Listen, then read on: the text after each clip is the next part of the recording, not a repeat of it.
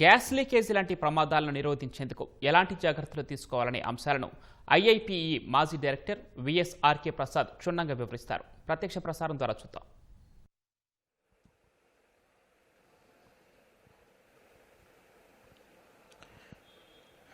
మలికిపురం మండలం ఇరుసుమండ ప్రాంతంలో ONGC gas leak అవడంతో బ్లోఅవుట్ సంభవించింది. దీనివల్ల సుమారుగా 100 మీటర్ల ఎత్తుకి ఎగసిపడినటువంటి మంటలు ఎగసిపడుతున్నాయి. భారీ శబ్దం వస్తోంది. గతంలో ఇదే తరహాలో అనేక బ్లోఅవుట్లని వాటిని అదుపు చేసే విషయంలోనూ ఆ సమయంలో తీసుకోవాల్సిన జాగ్రత్తల కోసం చాలా సలహాలను సూచనలు కూడా ఓఎన్జీసీకి ఇచ్చినటువంటి వ్యక్తి ఐఐపిఈ ఫౌండర్ డైరెక్టర్ అయిన విఎస్ఆర్కే ప్రసాద్ గారు మనతో ఉన్నారు. వారితో మాట్లాడదాం. సార్, బ్లోఅవుట్ చూసాం, మనం ఇరుసుమండలో బ్లోఅవుట్ చూస్తున్నాం. దీని యొక్క ఏ రకంగా ఉంటుంది, దీని ప్రభావం ఎలా ఉంటుంది, అసలు ప్రస్తుతం దీన్ని గమనించారు కదా, ఎలా ఉందంటారు సార్?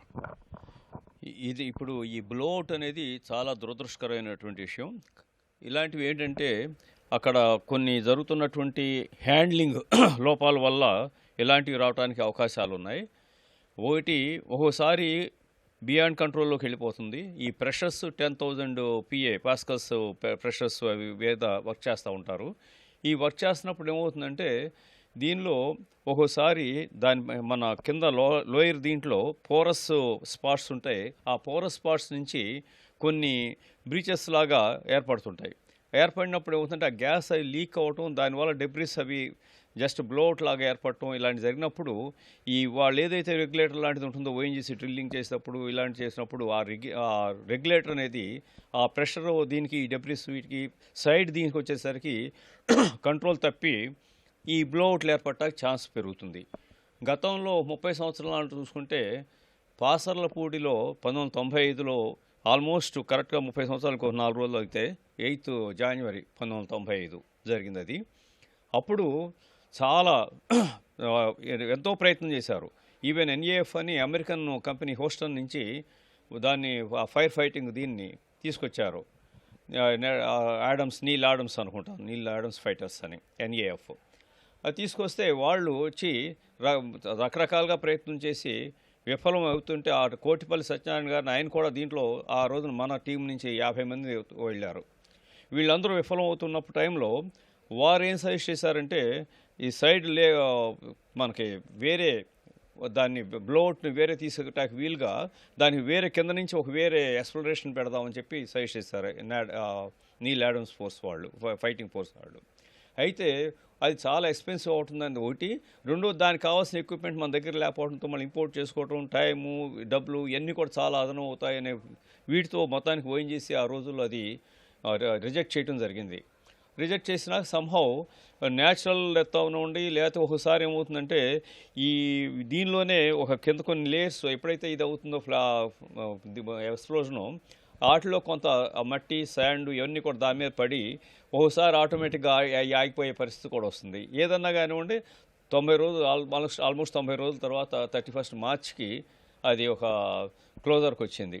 అయితే వీటిలో ప్రమాదం ఏంటంటే ఈ టైప్ ఆఫ్ బ్లోఅవుట్లలో ఒకటి ఆ చుట్టుపక్కల శబ్దాలు రావటం వల్ల వీళ్ళకి ప్రజలు భయభ్రాంతులు అవటం ఒక పక్కన, రెండోది దీనిలోంచి వచ్చే డెబ్రిస్ రాళ్ళు ఇవి చాలా దూరం పడుతుంటాయి.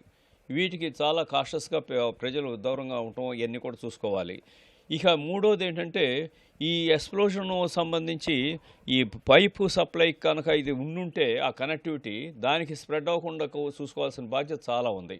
లేకపోతే అది కనుక ఏదైనా ప్రమాదం జరిగిందంటే మాత్రం అది కంట్రోల్ అవటం ఇంకా కష్టం అవుతుంది. ఈ ఉదాహరణకి ఒక 20 సంవత్సరాల నాడు ఇంకొక బ్లోఅవుట్ కూడా జరిగింది, తాండవపల్లి బ్లోఅవుట్ అని. ఆ తాండవపల్లి బ్లోఅవుట్ అప్పుడు అది ఆల్మోస్ట్ దానికి ఒక రకంగా కలిసి వచ్చింది ఏంటంటే అది దీనివల్లే ఈ వచ్చిన మంటల వల్ల, గ్యాసెస్ వల్ల వచ్చి ఏర్పడిన క్లౌడ్స్ వల్ల కానివ్వండి, లేదంటే న్యాచురల్గా పడినవ్వండి, అప్పుడు రైన్ బాగా కంటిన్యూస్గా పడింది. ఆ రైన్ పట్టడం ఇవన్నీ కూడా కలిసి వచ్చి మొత్తానికి తాండవపల్లిది దాంతరకు అదే ఒక రకంగా సబ్సైడ్ అయిపోయింది. వీళ్ళ ఎఫర్ట్స్ కంటే కూడా దానివల్ల సబ్సైడ్ అయిందని చెప్పొచ్చు ఒక రకంగా చెప్పాలంటే. ఈ మొదటి దాంట్లో ఏంటంటే కూడా దాంతరకు అదే సబ్సైడ్ అనేది ఒక రకమైన వాదన 90 రోజులు అయిన తర్వాత. ఇది 4-5 రోజుల్లోనే అయిపోయింది కాబట్టి ప్రాబ్లం లేదు. ఇది 2 సంఘటనల్లోనూ ఒకటి పాజిటివ్ ఏంటంటే మనకి అదృష్టవశాత్తు మానవ నష్టం ఏం జరగలేదు, ప్రాణ నష్టం జరగలేదు. ఆ ప్రాణ నష్టం లేకపోవడం అనేది కొంచెం ఉన్న రెండిట్లోనూ ఒక కామన్ థింగ్. అదే వేరే 2014లో గెయిల్ పైప్ లైన్ అది. ఆ పైప్ లైన్ యాక్సిడెంట్ అప్పుడైతే చాలామంది మనుషులు కూడా చచ్చిపోయారు. ఒక 27 మంది 30 మంది చనిపోయారు. అలాంటివి అందుకే ఇప్పుడు ఆ స్ప్రెడ్ అవ్వకుండా చూసుకోవాల్సిన బాధ్యత ఉందని నేను చెప్తున్నాను. అయితే ఇక్కడ ఓఎన్జీసీ దీంట్లో ఏంటంటే మనం ఎవరు చెప్పినా ఏం చెప్పినా సరే ఒకటి ఆలోచించాల్సింది ఏంటంటే ఫస్ట్ ఎప్పుడు కూడా బ్లో అవుట్ అవుతున్నప్పుడు ముందు మనం అక్కడ చుట్టూతో ఉన్న ప్రజలకి ప్రాణ నష్టం లేకుండా చూసుకోవడం కోసం ప్రభుత్వం వెంటనే అక్కడ ఖాళీ చేయించిందని విన్నాం. చాలా సంతోషం. అది అవసరమైన వెంటనే చేయాల్సిన కార్యక్రమం చేశారు. అది అంతవరకు పాజిటివ్గానే ఉంది. కానీ ఇప్పుడు ఎవరినో బ్లేమ్ చేయటానికి చెప్పట్లేదు, కానీ ఒక యాక్సిడెంట్ ఏదైనా జరిగిన తర్వాత దాన్ని మొత్తం క్లోజ్ చేసే వరకు ఒక హిస్టరీ లాగా రాసి దాన్ని సైంటిఫిక్గా టెక్నికల్గా మొత్తం ఉన్న ఓఎన్జీసీ ఎంప్లాయీస్ అందరూ కూడా ట్రైనింగ్ ఇవ్వడం జరుగుతుంది. ఓఎన్జీసీ అనే కాదు, ఏ ఆర్గనైజేషన్కైనా సరే, ఈవెన్ గెయిలాడు చేసినా ఇంకోళ్ళు చేసినా ఎక్కడో జరిగిన యాక్సిడెంట్ల గురించి మొత్తం వీళ్ళకి ఒక హిస్టరీ లాగా వీటిని ఇంతకుముందు ఇలా జరిగినాయి కాబట్టి మనం ఈ రకంగా జాగ్రత్తగా ఉండాలి అని చెప్పడం జరుగుతుంది. ఇలా ఉదాహరణకి హెచ్పిసిఎల్ యాక్సిడెంట్ 97లో జరిగినప్పుడు ఇక్కడ మెక్సికోలో సిమిలర్ యాక్సిడెంట్ 1952లో జరిగింది. అది జరిగినప్పుడు దాన్ని ఒక పాఠంలాగా చెప్పుకుని వీళ్ళు కనుక దాన్ని ఇంప్లిమెంట్ చేసుంటే ఇది ఈ రకమైన యాక్సిడెంట్ ఇక్కడ కూడా జరగటానికి అవకాశాలు తగ్గించుకోవటానికి ఛాన్స్ ఉండేది. దురదృష్టవశాత్తు ఏమవుతుందంటే అది ట్రైనింగ్ అనేది ఒక రిచువల్ లాగా తయారైపోవడంతో ఈ ఎవరికాళ్ళు అంతా దాన్ని సీరియస్గా తీసుకోకపోవడం, దాన్ని మనకి అప్లై అవుతుందనే ఫీలింగ్ రాకపోవడంతో కొంత ఈ లోపాలు ఉన్నాయి. ఎవరిని విమర్శించడానికి చెప్పట్లా, కానీ టెక్నికల్గా మాట్లాడినప్పుడు చాలా ముఖ్యమైన విషయాలు. ఇక్కడ వీళ్ళకి ఒకసారి కాదు, అదే ప్రాంతంలో పాసర్లపూడిలో జరిగింది, తాండవపల్లిలో జరిగింది, ఇది ఇరుసమండలో జరుగుతుంది. అంటే ఇవన్నీ కూడా 30-40 కిలోమీటర్ల రేడియస్లో ఉన్నవే, ఎక్కువ దూరాలు కూడా లేవు. అంటే ఆ ప్రాంతంలో ఉన్నటువంటిది ఈ రకమైన ఛాన్సెస్ ఉన్నాయి. ఆల్రెడీ మన 2 ఎక్స్పీరియన్స్లు వచ్చినాయి కాబట్టి దీనికి ఏ రకంగా మనం వేసుకోవాలి అనేది వాళ్ళని ట్రైనింగ్ ఇచ్చుకోవాలి. ఆ ట్రైనింగ్ ప్రెషర్స్ ఎప్పటికప్పుడు ఎలా ఉన్నాయంటే చూసుకుంటూ ఉండాలి. ఎందుకంటే ఒకసారి సడన్గా పెరిగిపోదు ఇది. అది కొంచెం it will give some indication over a time of almost ఒక 10-15 గంటలు టైం ఇస్తుంది. అంతేగాని సడన్గా రాదు. ఆ 10-15 గంటల్లో ఫైటింగ్లో వీళ్ళు వాళ్ళ టెక్నికల్ నాలెడ్జ్ కానీ వాళ్ళకున్న ఎక్విప్మెంట్లు కానీ ఒక్కోసారి ఎక్విప్మెంట్ లేకుండా జరిగిందంటారు. లాస్ట్ టైం అదే కంప్లైంట్. పాసర్లపూడి టైంలో ఆ ఎక్విప్మెంట్ అంతా కూడా రెడీగా లేదు, అది లేదని. అంతకుముందు 93లో కూడా యాక్సిడెంట్ జరిగింది. 93లో యాక్సిడెంట్ జరిగినప్పుడు 95 రెడీ అవ్వాలి. పోనీ అది వెరీ షార్ట్ టైం అనుకుందాం. కానీ ఇప్పుడు 30 సంవత్సరాలు అయిపోయింది. తర్వాత 2005 నుంచి చూసుకున్నా 25 సంవత్సరాలు అయిపోయింది. ఇన్ని జరిగినాక ఆ ఎక్విప్మెంట్ లేదనే మాట అనడానికి ఇవాళ అది మంచి సమాధానం అని నేను అనుకోను.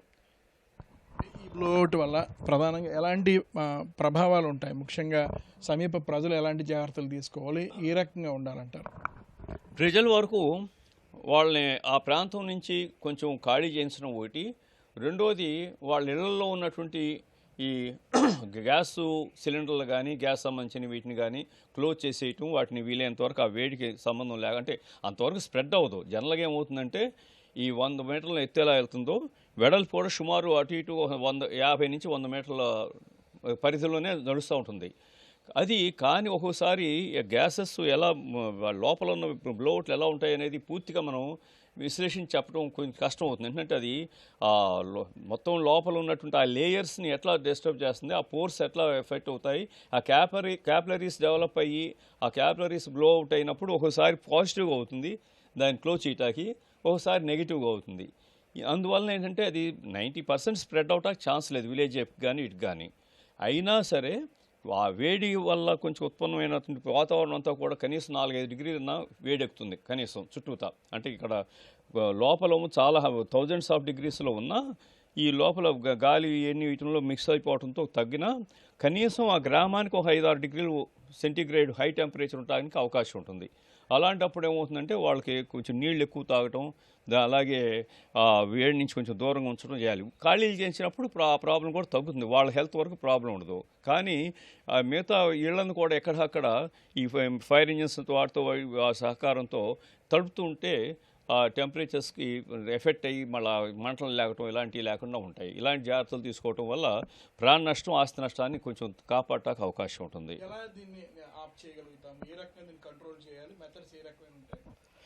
అంటే ఈ మన ఫైర్ కంట్రోల్ చేయడానికి చూసుకునే పరిస్థితి ఏంటంటే ఇప్పుడు ఇంతకుముందు మన ఫస్ట్ 95లో స్టార్ట్ చేసినప్పుడు ఈ ప్లాస్టిక్ ఎక్స్ప్లోజివ్స్ అని చెప్పి వాటిని వాడారు. ఆ ప్లాస్టిక్ ఎక్స్ప్లోజివ్స్ వాడినప్పుడు పనిచేయాల, అవి పూర్తిగా ఫెయిల్ అయినాయి. అప్పుడు తర్వాత ఈ వీళ్ళేమో నీల్ ఆడమ్స్ ఫైటర్స్ ఏమో పక్క నుంచి దానికి వేరే సైడు బ్లోయింగ్ పెడదాము, దానివల్ల ఇది తగ్గిపోతుంది, దీని మీద ప్రెషర్ తగ్గుతుంది, అది లాగేస్తాం కాబట్టి అని వాళ్ళు సజెస్ట్ చేశారు. అది ఆ సజెషను ఎకనామికల్గా వైబుల్ కాదని కొంత, దానికి ఎక్విప్మెంట్ లేకపోవడం వల్ల ఇది కొంత, ఇటువంటి వల్ల మన వాళ్ళు కూడా వద్దన్నారు ఓఎన్జీసీ వాళ్ళు. ఫైనల్గా ఈ కోటిపల్లి సత్యనారాయణ గారు వీళ్ళందరూ ఇవన్నీ చేసి ఏం చేశారంటే హైడ్రోజన్ ఎక్స్ప్లోజివ్స్, అదర్ ఎక్స్ప్లోజివ్స్ కొంచెం బాగా హై సైడ్ ఎక్స్ప్లోజివ్స్ వాడటం వల్ల ఏం చేశారంటే ఈ ఏ ఆక్సిజన్ అయితే ఈ మన గ్యాస్ని వీటిని మండించడానికి ఉపయోగపడుతుందో ఆక్సిజన్ను ఈ ఎక్స్ప్లోజివ్స్ వాడేసుకుంటాయి. దానివల్ల దానికి ఆక్సిజన్ సప్లై తగ్గిపోయి ఆ రకంగా నెగిటివ్ ఇదనవచ్చు అనమాట. ఆ మెథడ్లో దాన్ని ఆపగలిగారు. తర్వాత సబ్సిక్వెంట్గా మొత్తానికి అది డై అయిపోయింది. దీంట్లో ఏంటంటే ఇది ఇప్పుడు కూడా ఆ ఎక్స్ప్లోజివ్స్ వాడటం వల్ల కొంత మేలు ఉండొచ్చు. కానీ సైడ్ స్ట్రీమ్ నుంచి దారి మళ్ళించడం అనేది అది ఒక చాలా చక్కని టెక్నాలజీయే. కాకపోతే ఏంటంటే దానిలో కూడా చాలా కాషస్గా చేయాల్సిన పనులు చాలా ఉన్నాయి. ఏంటంటే దాన్ని దగ్గరలోనే ఉంటుందో, మరీ దూరంగా ఉండదు. దానికి చేయటానికి ఆ లైన్ అది కోఆర్డినేట్ చేసుకోవటానికి వాతావరణం పక్కన అనుకూలంగా ఉండదు, బయట టెంపరేచర్స్ వీటి వల్ల. అందుకని దానిలో ఉన్న ఇబ్బందులు కొన్ని ఉన్నాయి. అయినా కానీ that is a better solution without much of the loss of the things. But explosives కనుక ఉపయోగపడితే అది నష్టమే, కానీ ఆర్థికంగా నష్టం కంటే కూడా ఆయిల్ నష్టం వీటిని కొంచెం జాగ్రత్త చూసుకుంటే సరిపోతుంది. ఉదాహరణకి 95 బ్లోఅవుట్కి సుమారు ఒక 40 కోట్ల నష్టం వచ్చిందని అనుకున్నారు ఆ రోజుల్లో. ఇప్పుడు బహుశా 400 కోట్ల నష్టంలాగా వెళ్ళొచ్చు, ఎందుకంటే వాళ్ళ ప్రైస్ ఎస్కలేషన్స్ వీటిల్లో. ఇందులో గ్యాస్ మండితే ఏ రకంగా ఉంటుంది, క్రూడ్ ఆయిల్ వల్ల ఎలాంటి ప్రమాదం సంభవిస్తుంది ముఖ్యంగా, ఎందుకంటే ఇంత పెద్ద మంట సంభవిస్తుంది. ఇప్పటికే మనం చూస్తున్న ఆ ప్రాంతంలో చెట్లన్నీ కూడా చాలా వరకు తగలబడిపోతున్న పరిస్థితి కనిపిస్తుంది. అంటే క్రూడ్ ఆయిల్ కానీ గ్యాస్ కానీ ఎలా ఉంటుంది, వీటి స్వభావం వల్ల వాటి ప్రభావం ఎలా ఉంటుంది? ఈ క్రూడ్ ఆయిల్ ఇదేమవుతుందంటేనండి, మండిపోవటం వల్ల అయితే ప్రాబ్లం ఉండదు. మండిపోయిన గ్యాస్ వల్ల ఏమవుతుందంటే అదంతా కార్బన్ డైఆక్సైడ్ అయిపోతుంది, ఇంకా కొంత పార్షియల్గా మండింది కార్బన్ ఆక్సైడ్గా తయారవుతుంది. కాబట్టి దానివల్ల ఇబ్బంది ఉండదు. కాకపోతే ఏంటంటే ఈ క్రూడ్ దీంట్లో కొన్ని ఒరిజినల్గా ఉన్నటువంటి ఏంటంటే రిఫైన్డ్ కాదు కదా, దీనిలో సల్ఫర్ కంటెంట్స్, ఇలాగ నైట్రేట్ కంటెంట్స్ ఇలాంటివి కూడా ఉంటాయి. అవి మండుతున్నప్పుడు ఏముంది, హైడ్రోజన్ సల్ఫైడ్ ఇలాంటివి మారటానికి ఛాన్స్ ఉంది. ఈ హైడ్రోజన్ సల్ఫైడ్ ఇవన్నీ కూడా ఏమవుతుందంటే ఒక మాయిశ్చర్తో కలిసినప్పుడు మళ్ళీ సల్ఫ్యూరస్ యాసిడ్ ఇలాంటివి కొంచెం సల్ఫ్యూరస్ యాసిడ్స్ అవి ఫార్మ్ అయినప్పుడు ఆ పక్కన ఉన్నటువంటి సుమారు ఆ గాలిలో తేలిపోయి కొంత దూరం వెళ్ళిపోయినప్పుడు సుమారు 1 కిలోమీటర్ 2 కిలోమీటర్ల వరకు కూడా అది ఆ డ్రాప్లెట్స్ అవి దాని మీద ఉండడానికి ఛాన్స్ ఉంది. దానివల్ల ఏమవుతుందంటే ఆ డ్రాప్లెట్స్ దాని మీద ఉన్నప్పుడు చెట్లు దాని స్వభావం కోల్పోయి మొత్తానికి అవి ఎఫెక్ట్ అవుతాయి, ఫ్రూట్స్ కానీ లేకపోతే మిగతావి కానీ. అలాగే ఏదైనా సరే ఆకులు పాడైపోవటం, దాని లైఫ్ తగ్గిపోతుంది. కొన్ని అట్లీస్ట్ దాని ఇంపాక్ట్ 1 కిలోమీటర్ వరకు ఉండటానికి అవకాశం ఉంది, అంతకంటే ఎక్కువ ఉండే అవకాశం తక్కువ. ఇప్పుడు ఈ బ్లోఅవుట్ని చూడడానికి చాలామంది ఆ చుట్టుపక్కల ఉన్న స్థానికులు వెళ్తున్నారు, చాలామంది ఆ చుట్టుపక్కల వెళ్తున్నారు. వీళ్ళు ఎలాంటి జాగ్రత్తలు తీసుకోవాలి? ఎందుకంటే గతంలో పాసర్లపూడి బ్లోఅవుట్ వచ్చిన సమయంలో చిన్న చిన్న రాళ్ళు ఎగసిపడినటువంటి ఘటనలు జరిగాయి. అంటే ఇలా బ్లోఅవుట్ వచ్చినప్పుడు అటువంటి సందర్భాలు జరుగుతూ ఉంటాయి. చూడడానికి వచ్చేవారు ఏ రకమైన జాగ్రత్తలు తీసుకోవాలంటారు? ఇది ప్రజలు మాత్రం డెఫినెట్గా జాగ్రత్తలు తీసుకోవాలండి. కారణం ఏంటంటే మీరు అన్నట్టు పాసర్పూడి టైంలోనూ బాగా రాళ్ళు బాగా ఎగసిపడినాయి, తాండవపల్లి దగ్గర ఎగసిపడినాయి. ఈ పడినప్పుడు ఏమవుతుందంటే ఫోర్స్ కూడా ఎక్కువ ఉంటుంది. అప్పుడు ఈ హెల్మెట్ లాంటివి పెట్టుకోండి, స్కూటర్ల మీద కనుక వెళ్ళే వాళ్ళు హెల్మెట్ ఎలా పెట్టుకోవాలో ఆ ఏరియా చూద్దాం అనుకున్న వాళ్ళు మాత్రం హెల్మెట్లు పెట్టుకెళ్ళటం సేఫ్ ఫస్ట్. రెండోది, ఇంతకుముందు నేను అన్నట్టు ఈ హైడ్రోజన్ సల్ఫైడ్ ఇలాంటివి ఏమన్నా ఫార్మ్ అయినప్పుడు ఆ మాయిశ్చరు, పర్టికులేట్ మ్యాటర్ వీటిలో ఇవన్నీ కూడా కొంత పొల్యూటెంట్స్ ఉంటాయి అవకాశం ఉంది. కాబట్టి మాస్కులు కూడా పెట్టుకుని వెళ్తే ఆ గ్యాస్ అలాంటి వాటిని వీళ్ళు పీల్చడం వల్ల లంగ్స్ కానీ లేకపోతే లోన మిగతా ఆర్గాన్స్ కానీ వీటికి కానీ ఇంపాక్ట్ ఉండే అవకాశం తగ్గుతుంది. కాబట్టి అలాగే కళ్ళజోడు ఒకటి పెట్టుకుని వెళ్ళటం వల్ల ఏమంటే డైరెక్ట్గా ఇవి ఆ హీట్ వీటిని కొంచెం తగ్గించుకోవడానికి కళ్ళకి ఇంపాక్ట్ తగ్గడానికి కూడా ఛాన్స్ వస్తుంది. సో ఈ రకమైనటువంటి జాగ్రత్తలు తీసుకుని వెళ్ళాలి. వీలైనంతవరకు ఈ క్లాత్స్ అవి కూడా అటు వెళ్ళిన వాళ్ళు ఆ హీట్ అవికి తట్టుకునే అసలు మా కాటన్ క్లాత్స్ బెస్ట్ అసలు ఎప్పుడూను, అది పెట్టుకుని వెళ్తే మంచిది. గతంలో మీరు పాసర్లపూడి బ్లోఅవుట్ చూశారు, తాండవపల్లి, అలాగే అనేక బ్లోట్లను మీరు దగ్గరుండి పరిశీలించారు. వాటిని అదుపు చేయడానికి, కంట్రోల్ చేయడానికి ఓఎన్జీసీ వారికి కూడా సలహాలు ఇచ్చారు. ఇప్పుడు ఈ ఇరుసుమండ ఘటన మీరు చూశారు, మీరు వాటి దృశ్యాలు చూశారు. ఎలా దీన్ని కంట్రోల్ చేయాలంటారు? ఇరుసుమండ సంబంధించిన బ్లోట్ లక్షణాలు ఎలా ఉన్నాయంటారు? ఇప్పుడు నేను కేవలం వీడియోలు చూసిన దాన్ని బట్టి నేను గమనించింది ఏంటంటే దీనికిను అంతకుముందు జరిగిన వాటికి పెద్ద తేడా లేదు, కానీ ఇప్పుడు గాళ్ళు బాగా వస్తున్నట్టు కనిపిస్తుంది. అది దానిలో చూస్తున్నప్పుడు, ఆ వీడియోలో చూస్తున్నప్పుడు గాళ్ళు బాగా వస్తున్నట్టు కనపడుతుంది.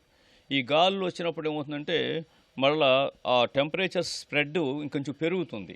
అంటే ఇంతకుముందు నేను చెప్పినట్టు కొంత కేవలం ఆ గ్రామం వరకు మాత్రమే హీట్ ఎక్కుతుంది అనుకున్న దానికి ఆ గ్రామం పరిధి మించి కూడా కొంచెం హీట్ ఎక్కడానికి అవకాశం ఉండొచ్చు. అదొకటి కారణం, అదొకటి ఉంటుంది ఛాన్స్ దీంట్లో. అయితే ఈ దీనికి కంట్రోల్ చేయడానికి ఎలాగనేది బహుశా ప్రస్తుతం ఇమీడియట్ ప్రయత్నం చేయాల్సింది మాత్రం ఎక్స్ప్లోజివ్సే. కారణం ఏంటంటే ఇమీడియట్గా వాళ్ళ దగ్గర ఇది ఇట్లా పైప్ లైన్ ఏదన్నా నిజంగానే సైడ్ లైన్ వేద్దాం అనుకున్నా కానీ it takes minimum some 3 to 4 days minimum.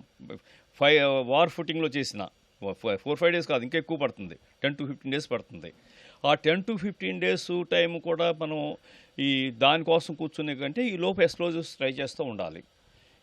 మనకు అన్నీ బాగుండి అనుకోకుండా మనం ఇంతకుముందు అనుకున్నట్టు లోపల జరుగుతున్న చేంజెస్ ఆఫ్ ది ఎర్త్ ఇవన్నీ కూడా కనుక వీటికి అనుకూలంగా జరిగి ఇవి కనుక మనకి ఆటోమేటిక్గా న్యాచురల్ వేలో మన ఫైర్ని కనుక ఆపగలిగే పరిస్థితి వస్తే మన అదృష్టం బాగున్నట్లు లెక్క. అది కోరుకోవాలి ప్రస్తుతం డెఫినెట్గా. కానీ అది జరగనప్పుడు మాత్రం ఈ ఎక్స్ప్లోజివ్స్ వాడుకుంటూను అట్ ది సేమ్ టైం ఈ రెండో టెక్నికల్ వేలో కూడా వీళ్ళు పోయి ఆలోచించాల్సిన సమయం ఇది. ఇలాంటి బ్లోట్లు కంట్రోల్ చేయడానికి తగ్గ పరికరాలు మనకు ఉన్నాయంటారా? ఆ సాంకేతిక మనకు ఉందంటారా? సాంకేతిక డెఫినెట్గా ఉందని నేను భావిస్తున్నానండి. కాకపోతే ఏంటంటే ఎక్విప్మెంట్ ఉందా లేదా అనేది ఇమీడియట్గా మనం చెప్పడం కష్టం. కారణం ఏంటంటే ఎక్విప్మెంట్ అనేది ఇది ప్రతి ప్రాంతంలోనూ పెట్టగలిగేంత ఎక్విప్మెంట్ కాదు, కాస్ట్లీ ఎక్విప్మెంట్, దానిలో సందేహం లేదు. అందుకని జనరల్గా ఏంటంటే వార్ ఫుటింగ్ మీద తీసుకొచ్చే పద్ధతిలో పెట్టుకుంటారు. అది పెట్టుకుని ఉంటారని నేను భావిస్తున్నాను. బట్ అది పెట్టుకోకపోతే మాత్రం చాలా తీవ్రమైన తప్పిదం అవుతుంది. ఇలాంటి బ్లోట్లు వచ్చినప్పుడు పర్యావరణ పరంగా, అంటే ఆ ప్రాంతంలో పర్యావరణ పరంగా మార్పులు ఏమైనా చోటు చేసుకుంటా అంటారు? ఎందుకంటే చాలా చాలా ఎక్కువ మోతాదులో గ్యాస్ కావచ్చు, క్రూడ్ ఆయిల్ కావచ్చు, అవన్నీ కూడా బర్న్ అవుతూ ఉంటాయి. తర్వాత జరిగేటువంటి పర్యావరణ పరంగా ఎలాంటి పరిణామాలు ఎదుర్కోవాల్సి ఉంటుందంటారు? ఇక్కడ పర్యావరణ పరంగానండి ఒక 10-15 రోజులు కొంచెం జాగ్రత్తగా ఉంటే సరిపోతుంది. కారణం ఏంటంటే మన అదృష్టం కొంచెం బెటర్ ఏంటంటే మన ప్రకృతి మనకు ప్రసాదించిన వరం ఏంటంటే ఈ గాలిలో కలిసిపోయిన గ్యాసెస్ అవన్నీ కూడా చాలా క్విక్గా దానిలో మిక్స్ అయిపోయి ఆ కాన్సన్ట్రేషన్స్ బాగా తగ్గిపోతాయి. ఎంత తగ్గిపోతాయంటే మన పర్మిసిబుల్ లిమిట్స్లోకి వచ్చేస్తాయి ఇవి చాలా తక్కువ టైంలోనే. అందువలన లాంగ్ టర్మ్ ఎఫెక్ట్స్ ఏమి ఉండవు. బట్ షార్ట్ టర్మ్ ఎఫెక్ట్స్ డెఫినెట్గా, అంటే వితిన్ 1 week అది తగ్గి అది మన మండే సమయంలో తర్వాత మండిపోయిన తర్వాత అది తగ్గిన 2-3 రోజుల వరకు మాత్రం ఈ గ్యాసెస్ కొంచెం చెట్లు అంటుకొని ఉన్నవి మళ్ళీ దీంట్లో స్మెల్ రావటం కానీ, ఆర్డర్ రావటం కానీ, అలాగే ఇవన్నీ చుట్టూతో ఉన్న మన నీటి వనరులో వీటిల్లో ఆయిల్ స్ప్రే అయినవన్నీ కూడా దానిలో మిక్స్ అవటం కానీ, ఇలాంటి వాటి వల్ల ఒక 10-15 రోజులన్నా వాటి గురించి కొంచెం ఆలోచించుకోవాలి. టెస్ట్ చేయించి అక్కడ చుట్టుకుతున్న నీటి వనరులు ముఖ్యంగా టెస్ట్ చేయించి ఆ వనరులు కనుక ఏమి ఇంపాక్ట్ అవ్వలేదు అనేది కనుక తేలితే మామూలుగా వాడుకోవచ్చు. ఇంపాక్ట్ అయ్యి అనుకుంటే మాత్రం అది మళ్ళీ దాన్ని ట్రీట్మెంట్ చేసే వరకు వారికి సురక్షితమైన నీరు ఇవ్వటం, అలాంటి సప్లై చేయటం అది బాగుంటుంది. ఈ ఇరుసుమండ ఘటన సంబంధించి మీరు ఏ రకమైన అంశాలను పరిశీలించారు? అలాగే దీన్ని అదుపు చేయడం కోసం, అలాగే కంట్రోల్ చేయడం కోసం ముందస్తుగా అక్కడున్న జిల్లా యంత్రాంగం ఎలాంటి చర్యలు తీసుకోవాలంటారు? వారికి మీరు ఇచ్చే సూచనలు ఏమిటారు? నేను జిల్లా యంత్రాంగానికి చేసే సూచనలు ఏమిటంటే ముందు ముఖ్యంగా ఆ గ్రామం ప్రజలను వెంటనే అక్కడి నుంచి సురక్షిత ప్రాంతానికి తరలించడం తప్పనిసరి. అలాగే ఆ చుట్టుపక్కల కూడా ఒక 4-5 కిలోమీటర్ల దూరంలో ఉన్నటువంటి గ్రామాలను కూడా వీలైనంత వరకు కొంత వారిని ఖాళీ చేయించడానికి సిద్ధంగా ఉంచుకుంటే, అంటే వెంటనే ఖాళీ చేయించకపోయినా ఆ ఇంటెన్సిటీ ఆఫ్ ఫైర్ని బట్టి ఖాళీ చేయించుకోవడానికి సిద్ధపడే పద్ధతిలో వాళ్ళు రావాలి. తర్వాత రెండోది అక్కడ దానికి సంబంధించి అక్కడున్న పరిసర ప్రాంతాల్లో ఉన్నటువంటి ఇళ్ళన్నిటికీ కూడా ఈ ఫైర్ ఇంజిన్స్ని కానీ ఇతరత్ర కానీ వాడి వాటిని ఎప్పటికప్పుడు ఆ చల్లదనం ఉండేటట్టుగా ఈ నీటిని జిమ్ముతూ ఆ ఇళ్ళకి ఆ ఫైర్ అంటుకోకుండా ఉండే విధంగా ఆ శ్రద్ధ తీసుకోవాలి. తర్వాత ఈ ప్రజలు ఆసక్తితో వస్తుంటారు, వాళ్ళకి పాపం ఇంపాక్ట్స్ అన్నీ తెలవు.